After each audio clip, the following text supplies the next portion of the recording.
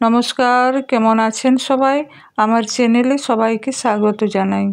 আজকের রেসিপি বাঙালি বাড়ির খুব জনপ্রিয় একটি নিরামিষ রান্না, আলু পনিরের ডালনা। রান্না করার জন্য আমি এখানে নিয়েছি 250 গ্রামের মতো পনির, আর তার সাথে একটি বড় সাইজের আলু ডুমো ডুমো করে কেটে রেখেছি। এখন পনিরটা মিডিয়াম আছে হালকা লাল করে আস্তে আস্তে ভেজে নেব। আমি এখানে সাদা তেল দিয়ে পনিরটা ভেজে নিচ্ছি।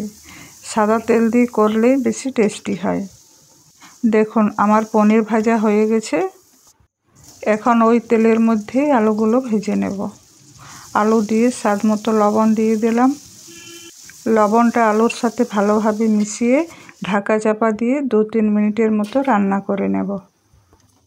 হালকা লাল করে আলুটা তুলে নিচ্ছি, আর 80% মতন সেদ্ধও হয়ে গেছে।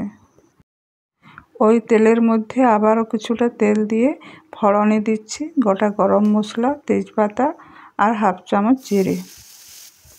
ফোড়নের মিষ্টি গন্ধ বেরিয়েছে, এখন সামান্য জল দিয়ে দিচ্ছি।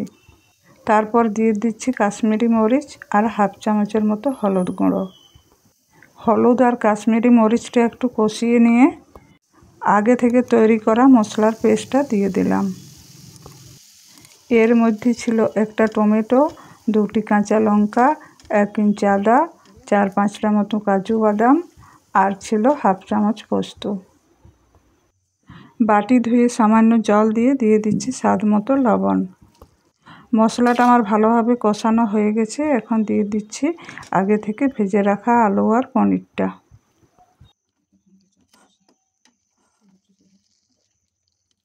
এখন আলু পনিরের সাথে আবারও মশলাটাকে 3-4 মিনিটের মতো ভালোভাবে কষিয়ে নিতে হবে।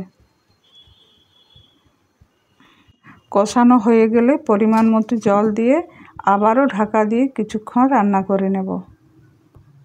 আমার রান্না প্রায় হয়ে গেছে, আলুটাও ভালোভাবে সেদ্ধ হয়ে গেছে। এখন সামান্য চিনি, সামান্য ঘি আর গরম মশলার গুঁড়ো দিয়ে ভালোভাবে মিশিয়ে নেব। গরম গরম ভাত, রুটি সব কিছুর সাথে এটা খেতে অসাধারণ লাগে। ভিডিওটি ভালো লাগলে সাবস্ক্রাইব করে পাশে থাকবেন। টাটা।